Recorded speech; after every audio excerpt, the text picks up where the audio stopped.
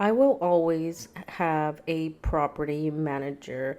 There's so many benefits to hiring a property manager for your rental properties. And a few weeks ago, I got a taste of what it would be to manage my own properties. And let me tell you, no me gustó para nada. Hola, mi gente. Welcome to the Money Chisme podcast, where we spill the real chisme on building wealth without the bullshit. Whether you're trying to invest, grow that side hustle, finally get your money right, or my favorite, buy rental properties, you're in the right place. I'm your host, Violeta, a first-gen Mexican immigrant, real estate investor, entrepreneur, and your financial hype woman. Get ready for tips, tricks, and expert advice straight from nuestra comunidad, porque el dinero es power and we're here to claim it. Don't forget, you can always find helpful resources down in the show notes and in descriptions, so make sure you check that out. Hola, hola, welcome to another episode of the Money Chisme podcast. Esta semana, I want to talk about the benefits of having a property manager, why I choose to have one. I know a lot of people, when they get into real estate investing, they want to manage the properties themselves. Pero para mí, having a property manager is so beneficial. And I want to share a story of a few weeks ago que me pasó that I got a taste of what it would be like to manage my own properties. And let me tell you, it was not the vibe. No me gustó para nada. It was stressful. And, I was so glad that I have a property manager. So I'm going to tell y'all that story. Pero primero, I want to talk about, why you should have a property manager. First up, what is a property manager? A property manager can be it could be a single person, or it could be an actual company that is going to handle all the day-to-day and stuff for your rental property.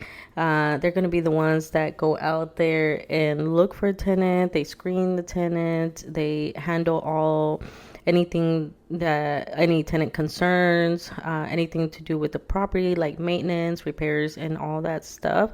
And so they're doing all those mundane tasks that you don't want to really handle yourself, especially me. And they will charge you a small fee. And so depending on the property manager or company, that's going to determine the fees. Each one has a certain type of fees, but usually they will charge you a monthly fee between around 8 to 10% of the monthly rental income. Now, there's other fees that they can charge. For example, with my property management company, they cobran about $400 to create a lease for the tenant. So when they get a tenant there, they charge me an upfront flat fee of $400, and that is going to cover their costs to find the tenant, screen the tenant, the application fee, and not the application fee because the tenant pays that, but all their expenses for getting a tenant in there. And then after that, they just charge me the 8% monthly. And the other fee that they charge me is another $400 in case of eviction. So if I have to evict somebody, which I did have to do that, I believe it was last year, they charged me $400 and they handle everything. I don't have to do anything. They go to do the stuff with the court, and of course, additional court fees apply.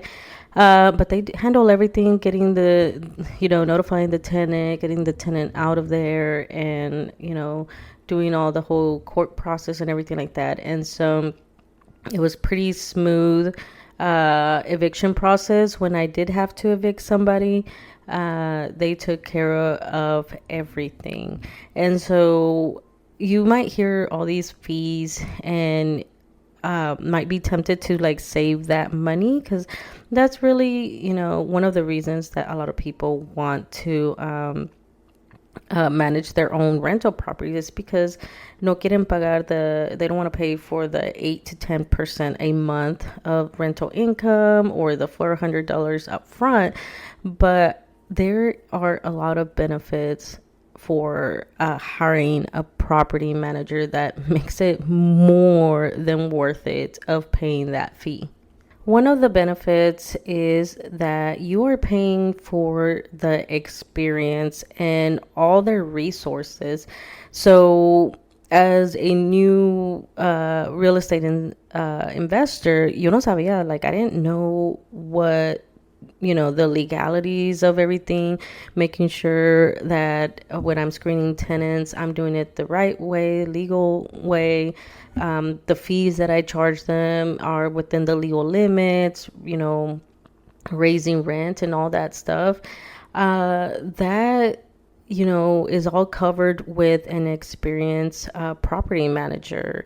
And, they've been, especially if they've been doing it for a long time, that's one of the things you want to look at. And I'll get into like what kind of, how to find a good property manager in a minute.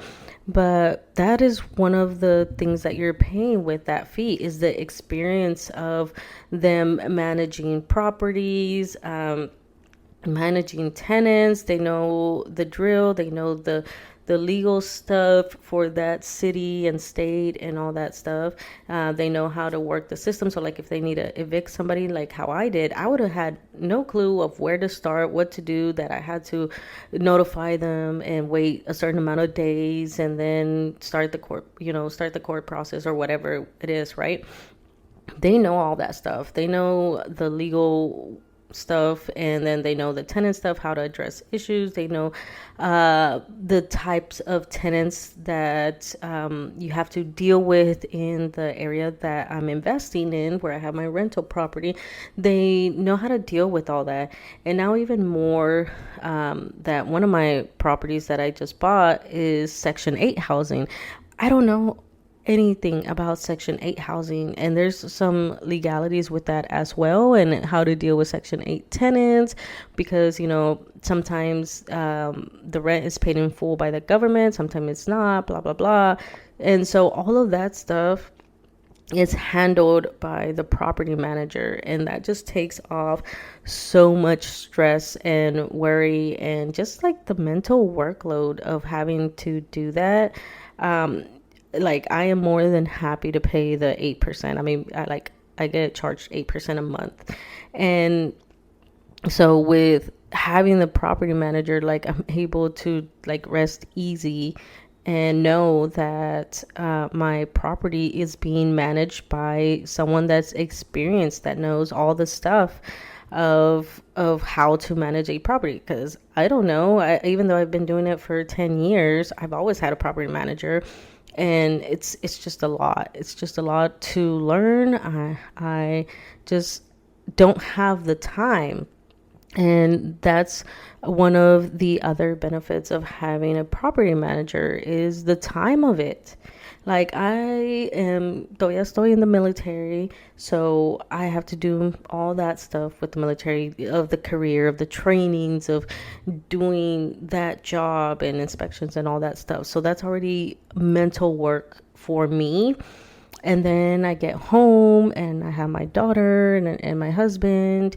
And then, of course, I do Money Chisme, the podcast and everything like that. So I have like so many things that I'm doing. I'm in the middle of, in 4.5 months, I'm moving. I'm getting out the military, going over to the reserves. So like I have a lot to do. So I can't imagine to have to manage and think about my properties right now. I have 6 units, that's 6 tenants. That's a lot. That's a lot that they're going to like call me, figure out maintenance stuff. Like that is time. And so how much is your time worth? And I had this conversation in an interview that I went on somebody's podcast that will come out later.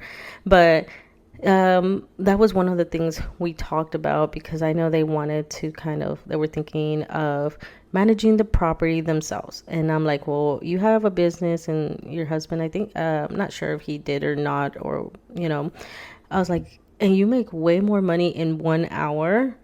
And that 8 to 10%, like for example, with mine, monthly, it is about probably 145 a month to pay for this property manager. And on average, and I Googled this, right? Because I was like, how much time do you on average spend managing a rental property? And so on average, a person that's managing their own property is going to spend about 4 hours a month. So 145 divided by the 4 gives you $36 an hour. And so just by that, myself, like, I make more than that. So if I wasted an hour to manage this property myself, I'm losing money, because that hour I could spend at work, or with money chisme or whatever. And in this case, my friend que we're talking about, if she wanted a manager or not, I was like, look, you coach people, you do uh, your business, and help people, and all this stuff. Like, you make way more than that.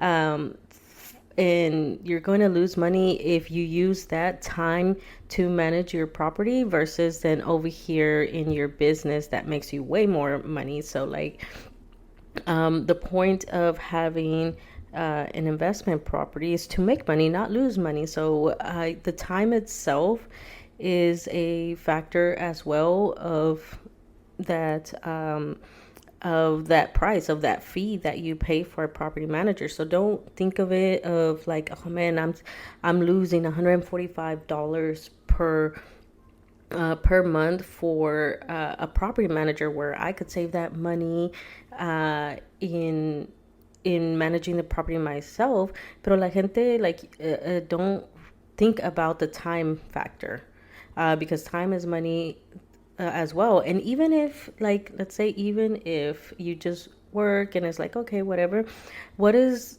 the time with your family to be able to go to a spa, go get a massage, go work out or whatever? What is that value to yourself? Because you don't want to, like, aki, and I'll get to the story in a minute, because this is what happened to me, that you're over here enjoying time playing with your kids, and then te llama a tenant with an issue, right? And now you got to stop what you're doing with your kid to handle this tenant issue. It's like, what is that worth to you? Is that $145 a month so important, more important than making sure that in the evening, when you're giving your kids a bath, or playing with them or whatever, or just spending time with your husband, or just yourself, if you don't have a family, like, being able to just enjoy your favorite show or whatever? Like, what is that worth?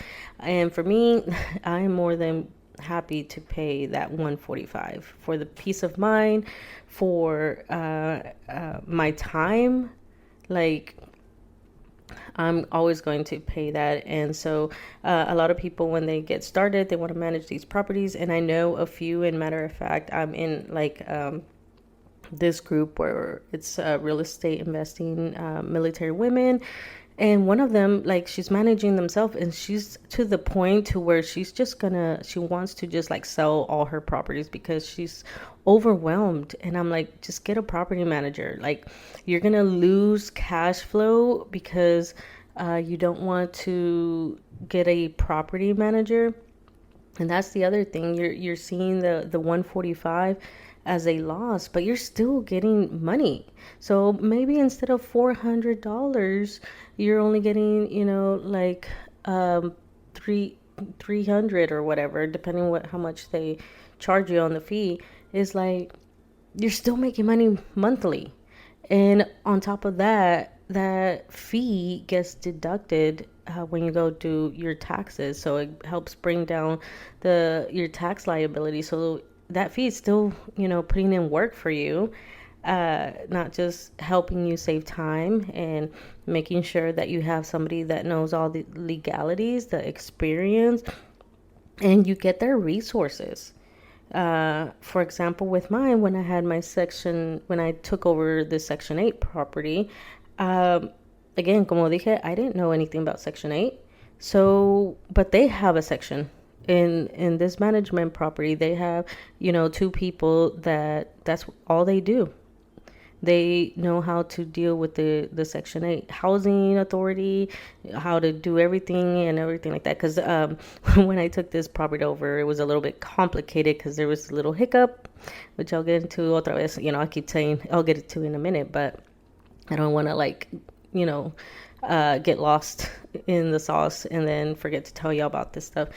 And so you're getting those resources. They have their maintenance people. They know how to find contractors and vet them and everything like that.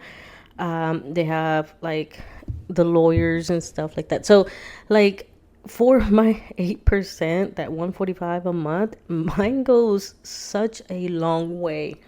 Such a long way that I'm more than happy to pay that.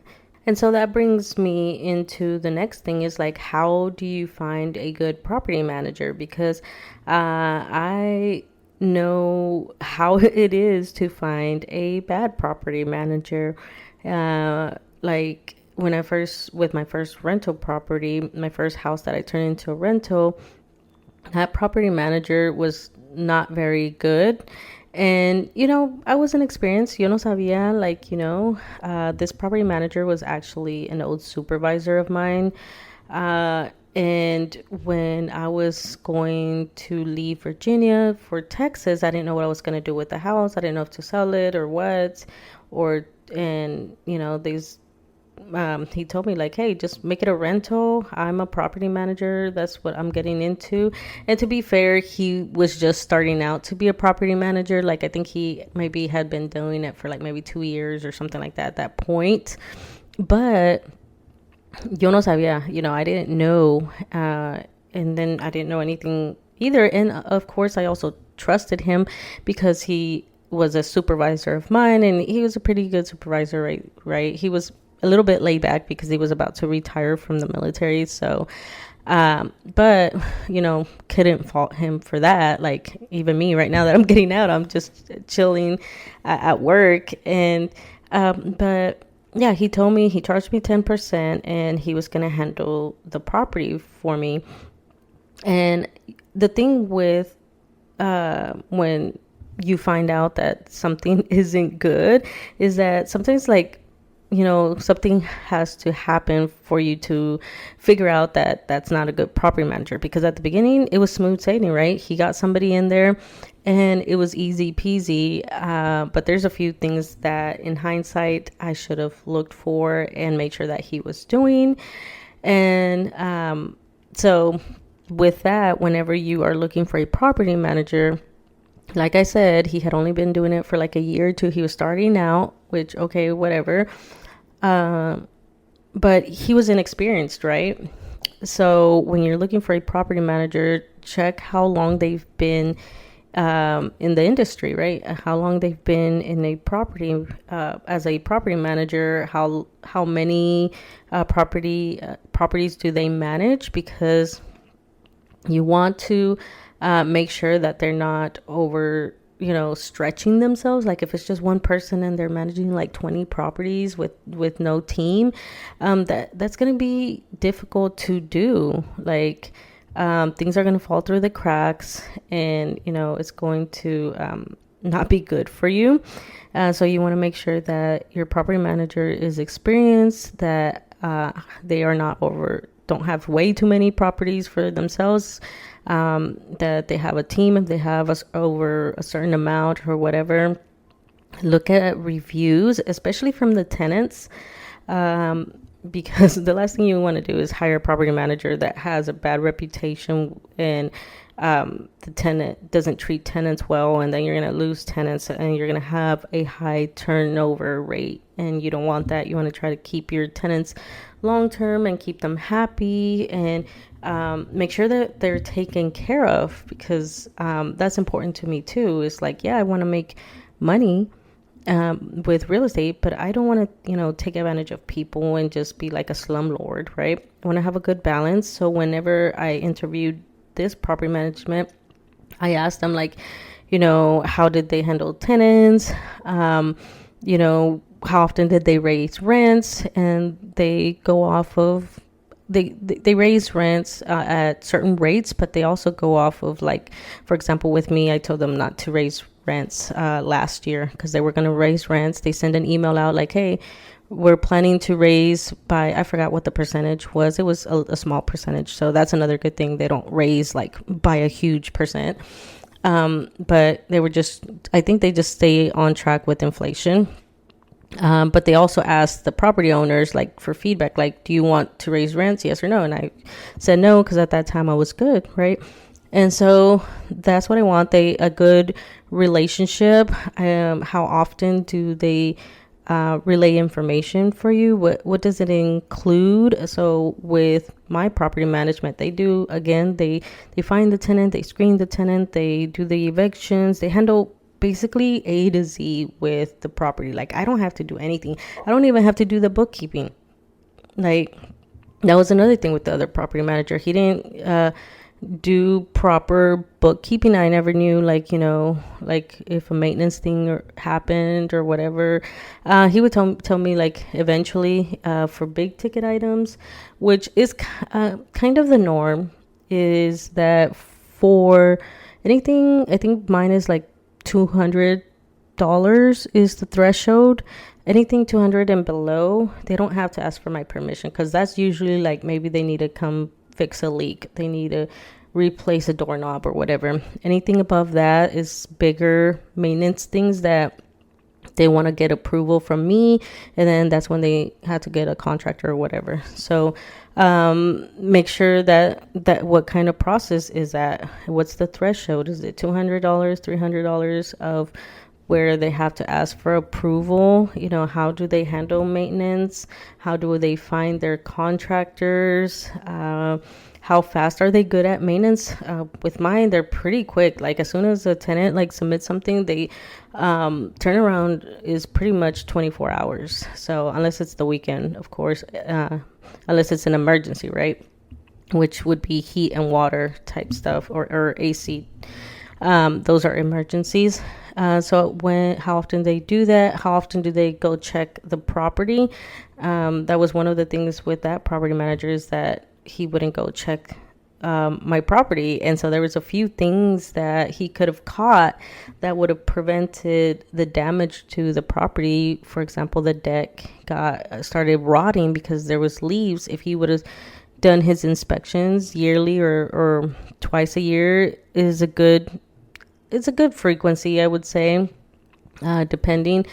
And because you want to always check before the winter time, so you want to do your fall check, and then after winter to kind of see if anything happened after that, got hidden by snow or whatever and stuff like that. So mine's does it like twice a year. I always get the email notification. So very, very, the communication frequency is really good. And then just ensuring that your values align. Like I said, with mine is, yes, I want to make money, but also take care of the tenant, make sure I have safe and affordable housing for them. So it's like a win-win. And so their values kind of align with mine. And so what other things are they going to take care of for you, like evictions, things like that? So it's just really ensuring that you're interviewing them and make sure that they are going to be a good fit for you, and that they do everything the legal way, right? That no shady stuff. If they start kind of like not answering your questions straightforward, they're probably being a little bit shady, and you need to go somewhere else. So definitely take your time to find a good property manager that the benefits, outweigh the costs and stuff like that. And a quick little plug, I do go more into depth in this with my rental property boot camp. It goes over from A to Z on what you need to know to buy your first rental property. So if you are interested in buying rental property, or you just want to brush up on your skills, I do have a rental property boot camp. It's a self-paced course. It's linked down below. And if you're not ready for that, I do have a free guide as well that just goes over the 6 steps to get you started. And then later on, if you want to take the course, that's fine too. If not, that's cool. But it's down in the description if interested. All right, so now let me tell you the chisme of what happened to me a few weeks ago, but let me give you the background of it first. I just, like I mentioned a little bit earlier, que I bought a rental property, which is Section 8 housing recently. And it was kind of weird because when I was doing all the paperwork, doing the contract and stuff, it only said that the top unit was occupied, but when I closed and when they sent me the documentation of like the lease of the top tenant and all that stuff, I ended up getting 2 leases, and during closing I actually got the prorated rents of the top and bottom unit. So the bottom unit was apparently occupied, but when in the pictures of the listing, in the walkthrough, when I went to go, well, not when I went, but when my realtor went over there to show me the property, we actually thought that the bottom unit was vacant, because it was so weird, because there was like 2 air mattresses, 1 in each bedroom, but that was it. Like, it was just air mattress on the floor, and in the middle of the dining room was just like a folding table with a few folding chairs, like the ones that you get at Walmart, with a few cups, but they were all like set up just like neatly. And then we looked at the listing, and it was exactly like that. So I was like, and this listing had been there for a while, so like this stuff has not moved. And we're like, well, maybe the owner was just trying to kind of like stage or something. I don't know. We were just so confused. So anyways, we closed and I got the money and everything like that. And then we're like, looks like the bottom unit is, rented out.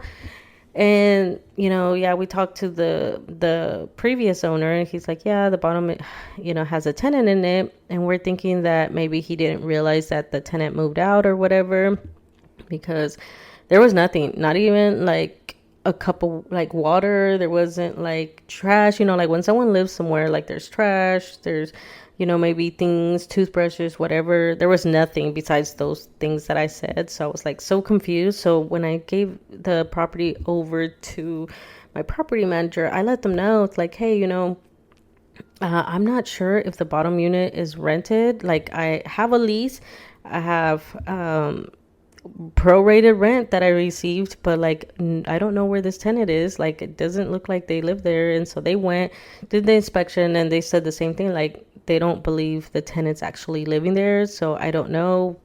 It was a weird thing, and we couldn't get in contact with them because the seller like wasn't giving me their contact information. He was supposed to. So one thing, if you ever take a property over with tenants, make sure you get their contact information so you can notify them of the change and, start that whole process and collect the rent.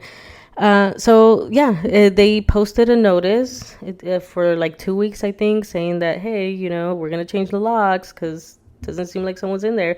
And this was back in the beginning of January. And so they go change the locks, right? Whatever. So then all of a sudden, I think it was like the first week of February. It was like a Thursday or something like that. I got a phone call from the tenant downstairs. I guess she had gotten my phone number from the sellers. I don't know. Somehow she got my phone number. She called me and she was stressed out because she was worried because, again, this is Section 8 housing, and she could lose her benefit if, housing, like we tell housing that like she moved out and didn't say anything, whatever, because they're supposed to let housing know if they move out or whatever, because that's government money. And so I guess that's what happened. Maybe she got a phone call. I don't know how she found out, because she called me. She was stressed out, saying that like she was worried that she was going to lose her housing benefits, that she was still in the tenant, and she was a little annoyed, right? Understandably, again, I'm not an asshole, so I heard her side of the story. Apparently, she has been going back and forth with. I forgot where she said, but she's going out of state to help take care of her grandpa or something like that. I forgot what, a family member that is like, basically, ill, terminally ill. And, I guess she comes back or whatever. Now, I don't believe the full story. But I think maybe what happened was like, giving her the benefit of the doubt is that maybe, family member got sick and was, going over there and then just ended up staying there long term, but just was going to wait till the end of the lease to just like then move or whatever. I don't know. But she did say that she did plan to move at the end of the lease, but she wanted to make sure that we didn't tell housing that she wasn't living there, but because she was, that she mentioned the air mattress, and I was like, okay, cool, all right. So she was a little bit stressed out about that, and this was like Thursday evening. So then I told her, I was like, okay, I'll talk to my property manager about it and blah blah blah. Next day, and mind you, she was texting me and had called me throughout that night. So again, and this is when I was like, feeding my daughter and everything like that. So that's why I said I got a good taste of what it would be like to manage a property by myself. And right then and there, I was like, yeah, I'm so glad I have a property manager, because this was like, when I was trying to take care of my daughter. Next day, then I had to spend time emailing and contacting my property manager and telling them that the story about this and that, whatever. And they're like, okay, let's, figure it out. They're like, I was like, they said kind of similar thing. They're like, I don't believe she's living there, but whatever. We're going to do our part. She's going to move out in April anyways. So let's just like, not do anything crazy. Let's help her out. We're good, whatever. And so they started taking care of that because they needed a contact with housing, but she's still freaking out because she hasn't heard from them. And I was like, hey, just be patient, because she's calling me like the next day. She called me early, and I'm 3 hours behind, so it was early in the morning. It was like 6 a.m. for me, I guess 9 a.m. for her. But just that in itself waking me up. And then, again, understandably, she's stressed and worried and everything like that. But just told her like, hey, we're working on it. Just be patient. Give them a few days. I know it's a Friday, but like, and then again, all weekend, just like texting me. And, I had to reiterate, like, I'm sorry, but like my property management, they don't work on the weekends, right? And neither does housing, so you can't really do anything over the weekend. You just, she's not in the state; she's still over there. Now, she did say that she was planning to fly down here, like, well, not down here, but to over there. But I don't know if she was or not. But either way, Monday came around, and my property management team got it fixed, and contact her, let her know that everything's good. And so everything is taken care of. We're just gonna wait for her to move out. I don't know if she's gonna get access to the unit or not. I think I gotta ask my property managers on what they're gonna do with that, because then I gotta change the locks again, and that's another money that I have to, because I had already spent money to change the locks the first time.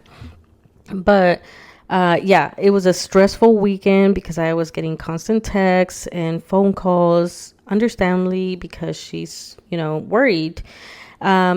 But that's one of the reasons I have a property manager, because like I want to be able to enjoy my weekend. And on top of that, I can't really do anything because, again, I'm 3 hours behind. So by the time, I could probably try to call during work, but most of the time, the housing's already closed. They're 3 hours ahead. And then she's calling me early or whatever, it's just a difference in time. My time itself, having to deal with that while I was just trying to spend time with my daughter, my husband, and all that stuff, and just the stress of it, like of dealing with the tenant. Like, of course, like I care, but that's a lot of time all weekend that I had to, like, calm her down and, let her know, like, look, I do care. I'm trying to take care of it. It's just, you got to be patient because of X, Y, and Z. And so all those things, and I have six tenants. So I can imagine like 6 people calling me. And then as I grow and buy more properties, then I get like 8 and then like 10 or whatever, and then have 10 people that can call me for issues. What if I'm trying to be on vacation? I'm in Mexico or whatever. It's like that stress, I just rather put it on somebody else. So again, that 8% is worth it for me. So if you are thinking of managing your property yourself, just think about all these things, because you might think and say, like, you know what, I'm going to save myself that fee and get more cash in my pocket. But in reality, it really isn't, because your time and the mental workload and all that stuff is going to really affect you. And eventually some people just like end up just bailing out of real estate investing. Like the girl that is in my group, she's really at the end where she's just like ready to just give it up all, because she's stressed of dealing with tenants and the property and all that stuff, and the bookkeeping itself, like making sure you're tracking all that stuff and everything. And you still don't want to like review the report that they send you monthly.